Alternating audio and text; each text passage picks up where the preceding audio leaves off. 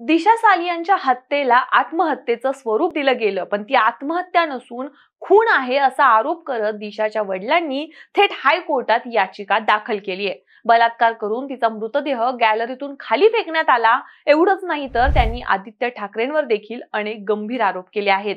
त्यामुळे या प्रकरणात आदित्य ठाकरे थेट जेलमध्ये जाणार असल्याचं बोललं जातंय। फक्त दिशाच्याच नाही तर सुशांत सिंह राजपूत हत्या प्रकरणात देखील आदित्य ठाकरेंचं नाव आलंय। सुशांतच्या मृत्यूनंतर रिया चक्रवर्तीला आदित्य ठाकरेंचे 44 कॉल आले होते असं म्हटलं जातंय। पण गेल्या 5 वर्षांपासून सुरू असलेलं हे प्रकरण अचानकच चर्चेत का आलंय? हे प्रकरण नेमकं काय? दिशाच्या वडिलांनी जबाब बदलून हे प्रकरण पुन्हा रिओपन का केलंय? आदित्य ठाकरे या प्रकरणात कसे अडकणार? जाणून घेऊयात आजच्या या व्हिडिओमधून। नमस्कार, मी प्रगती देसाई आणि तुम्ही पाहताय टीओडी मराठी।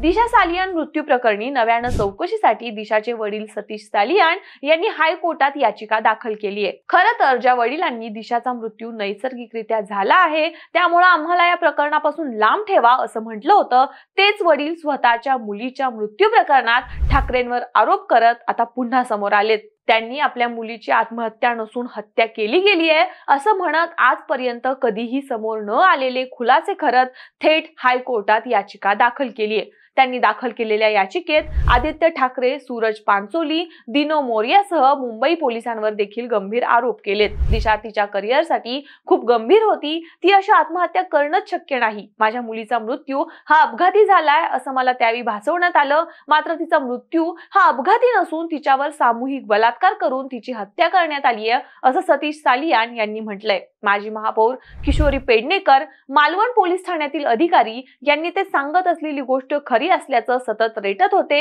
याच लोकांनी माझ्या कुटुंबाला सतत दबावाखाली आणि नजर कैदेत ठेवलं होतं। आमच्या प्रत्येक हालचालींवर त्यांची नजर होती। मुंबई पोलिसांनी दिशाचा सामूहिक बलात्कार आणि हत्या दडपण्यासाठी सारे साक्ष, पुरावे, न्यायवैद्यक अहवाल, शवविच्छेदन अहवाल या साऱ्या गोष्टी बनावट तयार केल्या असंही या याचिकेत दिशाच्या वडिलांनी म्हटलंय। प्रत्यक्षदर्शींनी दिलेल्या जबाबानुसार 8 जून 2024च्या त्या रात्री दिशाच्या मालवण येथील घरात तिच्या जवळच्या मित्रांसह एक पार्टी सुरू होती। मात्र अचानकच तिथं आदित्य ठाकरे, त्यांचा एक अंगरक्षक सूरज पांचोली, दिनो मोरिया ही मंडळी दाखल झाली आणि त्यानंतरच दिशाचा बलात्कार करून खून केला गेला असा आरोप दिशाच्या वडिलांनी केलाय। त्यामुळे आदित्य ठाकरेंच्या अडचणी चांगल्याच वाढल्यात। या घटनेनंतर अनेक राजकारणी आणि वरिष्ठ पोलीस अधिकारी अचानकच सक्रिय झालेत।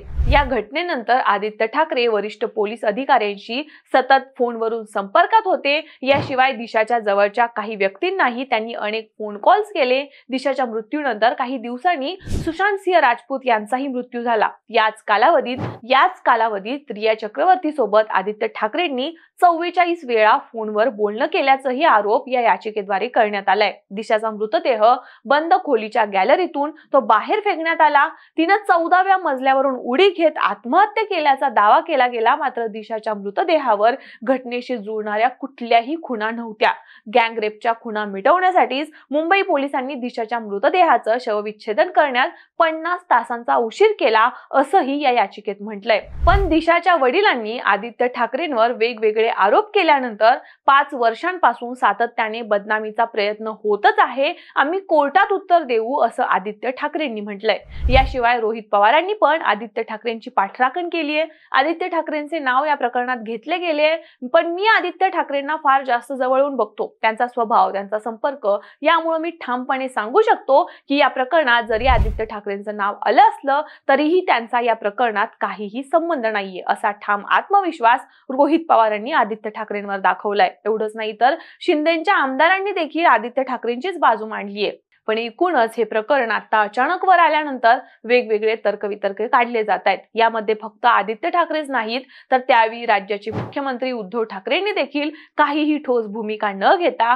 आरोपींना पाठीशी घातलं असे आरोप देखील केले जात आहेत। त्यामुळे हे जे काही प्रकरण आता बाहेर आलंय त्या प्रकरणात आदित्य ठाकरेंना जेल होणार अशी चर्चा सर्वत्र सुरू आहे। याबद्दल तुम्हाला काय वाटतं? हे प्रकरण आता अचानकपणे बाहेर येण्यात किंवा काढण्यात कोणाचा तर मोठा राजकीय डाव असेल का? यावर तुमचं मत आम्हाला कमेंट्स मध्ये नक्की सांगा आणि टीओडी मराठीला सबस्क्राइब करायला विसरू नका।